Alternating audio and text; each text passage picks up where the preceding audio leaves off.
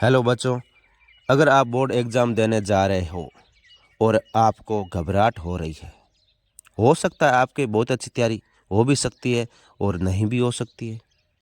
जिसने बहुत अच्छी तैयारी की है, उसका लक्ष्य होता है कि मैं बोर्ड एग्ज़ाम में पूरे में से पूरे अंक प्राप्त करूं।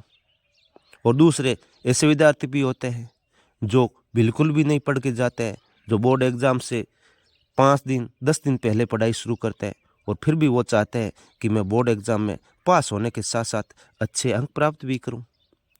कई बार ऐसा भी होता है कि आपने बहुत ही अच्छी तैयारी की है और जैसे ही बोर्ड एग्ज़ाम में बैठे तो आपको ऐसा लगता है कि मुझे बिल्कुल भी याद नहीं है, जो मैंने पढ़ा वो बिल्कुल भी याद नहीं है। और आपका बोर्ड का जैसे ही पेपर आपको मिलता है तो आपके हाथ कांपने लग जाते हैं और आपको बेचैनी होने लगती है। आपको ऐसा लगता है कि मुझे प्यास लग रही है और प्यास खूब पानी पीने के बाद भी आपकी प्यास नहीं बुझ रही है और कंठ सूखने लग जाते हैं। कभी कभार जैसे ही आपको पेपर मिलता है तो प्रश्न पढ़कर आपको ऐसा लगता है कि ये तो मैंने पहले पढ़ रखा है लेकिन मेरे को याद नहीं है। कभी कभार जैसे ही आप उत्तर लिखना शुरू करते हो तो बीच में आधा उत्तर लिखने के बाद आपको लगता है कि जो मैंने पढ़ा था वो सही रूप से मुझे याद नहीं है। इस प्रकार से कई समस्याएं आती है। कई प्रश्न बहुत सरल होते हैं, वो भी याद किए होते हैं, फिर भी उस समय याद नहीं आ पाते हैं और आपकी अचानक से बेचैनी बढ़ जाती है। आपने जो भी याद किया है वह भी भूलने लगते हो और उसके बाद में जितने भी एग्ज़ाम आते हैं उनमें भी आपकी घबराहट हो जाती है।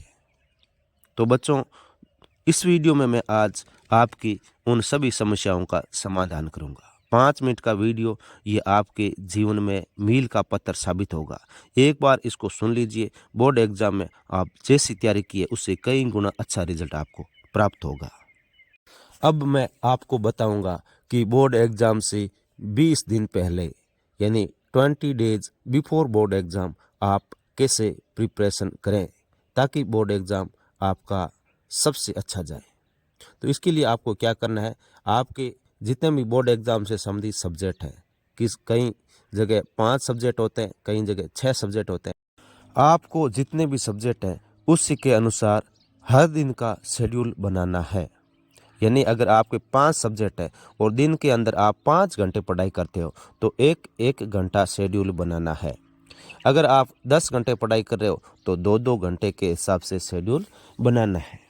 उसमें जो सबसे पहले कौन सा टॉपिक पढ़ना है तो ये आपको देखना है कि जो बोर्ड एग्जाम का ब्लू प्रिंट आया है, यानी बोर्ड एग्जाम से पहले जो ब्लू प्रिंट आता है उसमें प्रत्येक टॉपिक से कितने नंबर के कौन से क्वेश्चन आएंगे यह पूरी जानकारी होती है। तो आपको उसमें क्या करना है, जो सबसे ज़्यादा नंबर के क्वेश्चन वाला टॉपिक है जिसमें सबसे ज़्यादा अंक के क्वेश्चन आते हैं, उस टॉपिक को एक अलग से नोटबुक में लिख लें और उस टॉपिक से संबंधित पिछले कम से कम 5 सालों के जो भी महत्वपूर्ण क्वेश्चन आए हैं, जो भी क्वेश्चन उन एग्जाम में आए हैं, उनको एक साथ लिख लें और फिर उनकी अच्छी तरह से प्रैक्टिस करें। सबसे पहले बड़े क्वेश्चन जो सबसे ज़्यादा अंक के आ रहे हैं उनका बात कर रहा हूँ मैं, तो आपको उनको अच्छी तरह से लिख कर याद करना है। इससे क्या होगा कि उस टॉपिक की बहुत ही महत्वपूर्ण जो जानकारी है वो आपको तुरंत प्राप्त हो जाएगी और केवल उन प्रश्नों की प्रैक्टिस से आप बोर्ड एग्जाम में अच्छे अंक प्राप्त कर लोगे। क्योंकि प्रत्येक टॉपिक में ज़्यादा से ज़्यादा 5 या 6 क्वेश्चन ऐसे होते हैं जो बहुत ही महत्वपूर्ण होते हैं और जिनकी एग्ज़ाम में आने की पूरी पूरी संभावना होती है।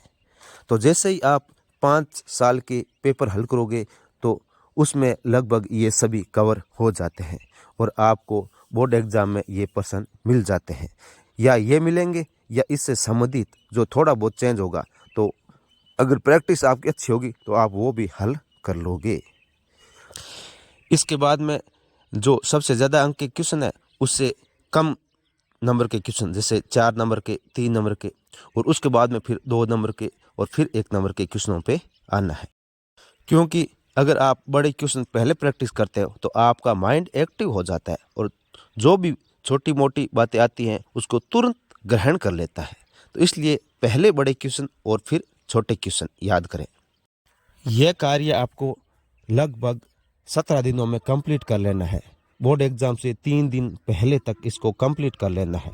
और फिर आपको अगले 2 दिन क्या करना है, आप जितने भी ये क्वेश्चन किए हैं उसमें रैंडमली प्रत्येक टॉपिक से अलग-अलग क्वेश्चन लेके और उसको क्या करें, हल करें। रैंडमली इन्हीं को जो पहले प्रैक्टिस किए इन्हीं में से अलग-अलग हल करना है, एक साथ एक जैसे टॉपिक से लेके नहीं, अलग-अलग टॉपिक से एक-एक 2-2 क्वेश्चन लेके प्रैक्टिस करें। और इससे क्या होगा कि आपका पूरा सिलेबस आपके माइंड में सेट हो जाएगा और आप बोर्ड एग्ज़ाम में बहुत ही अच्छा जितना आपने सोचा है उससे कई गुना अच्छा आप परफॉर्मेंस कर पाओगे। अब बोर्ड एग्ज़ाम से 1 दिन पहले विद्यार्थियों को ऐसा महसूस होता है कि हमने जो भी पढ़ा है वो हमको याद नहीं है और वो घबराहट महसूस करते हैं। तो ऐसे में बच्चों आपको घबराहट महसूस नहीं करनी है, क्योंकि जो आपने प्रैक्टिस किया है वो आपके माइंड में पूरी तरह से सेट हो गया है और बोर्ड एग्ज़ाम आप बहुत ही अच्छा करोगे। इसलिए बिल्कुल घबराना नहीं है और आपको बोर्ड एग्ज़ाम से 1 दिन पहले जो भी बोर्ड एग्ज़ाम से संबंधित सामग्री है वो एक जगह रखें, अपनी ड्रेस वगैरह अच्छी तरह से साफ करके तैयार रखें ताकि एग्ज़ाम के समय आपको सब चीज़ें सही समय पर प्राप्त हो जाए। और अंतिम और लास्ट बात जो सभी के लिए महत्वपूर्ण है, जो भी बोर्ड एग्ज़ाम देने जा रहे हैं और जिस दिन बोर्ड एग्ज़ाम देने जा रहे हैं उस दिन टेंशन फ्री रहे और अपने दोस्तों के साथ हंसी मजाक करें और ऐसे दोस्त से दूर रहे जो आपको फालतू के क्वेश्चन जो एग्ज़ाम की दृष्टि से महत्वपूर्ण नहीं है लेकिन वो क्वेश्चन आपसे करते हैं ताकि आपका ध्यान भटक जाए, क्योंकि ऐसे क्वेश्चनों के जवाब आपको आते नहीं है और आपको लगता है कि मैंने जो भी तैयारी की है वो बेकार गई। इसलिए जो भी क्वेश्चन पूछे जो आपसे एग्ज़ाम से संबंधित डिस्टर्बेंस करने की कोशिश करे उनसे दूर रहे। समय पर अपने बोर्ड एग्ज़ाम के सेंटर पर पहुँचे और वहाँ पहुँचने के बाद जो आपको जगह अलॉट हुई है, जिस जगह आपका रोल नंबर है, वहाँ पर आराम से टेंशन फ्री होकर बैठे और अपने माता पिता, अपने गुरुजन और अपने जो भी इष्ट देवता है उनका एक बार स्मरण करें और फिर टेंशन फ्री होकर जैसे ही पेपर मिले तो पहले अपने रोल नंबर वगैरह कंप्लीट करें और उसके बाद आप एक बार उस पेपर को अच्छी तरह से पढ़ लें पूरे को कंप्लीट। और फिर उसके बाद में जो सबसे अच्छा क्वेश्चन आपको आता है उसको सबसे पहले अटेंड करें, उसको सबसे पहले लिखें, चाहे वो 1 नंबर का हो सकता है, चाहे वो सबसे ज़्यादा अंक का हो सकता है, तो उसको सबसे पहले लिखें। जो सबसे अच्छे क्वेश्चन आपको आ रहे हैं उनको एक बार सभी को हल कर दीजिए। उसके बाद में जो उससे कम जिसके बारे में जानकारी है वो लिखें और जिसके बारे में बिल्कुल भी जानकारी नहीं है उसको भी आपको लिखना है, क्योंकि अगर आप उस जगह खाली छोड़कर आते हो तो उससे आपको कोई फ़ायदा नहीं होने वाला, क्योंकि खाली प्रश्न है उसमें कोई नंबर नहीं मिलता है। लेकिन अगर आपने कुछ लिखा है और हो सकता है वो सही हो और आपको अच्छे अंक भी मिल जाए, तो इसलिए क्या है जो भी प्रश्न आए उन सभी का उत्तर आपको एग्ज़ाम में लिख कर आना है, एक भी प्रश्न बिना लिखे नहीं छोड़ना है। ये बात आप ध्यान में रखें।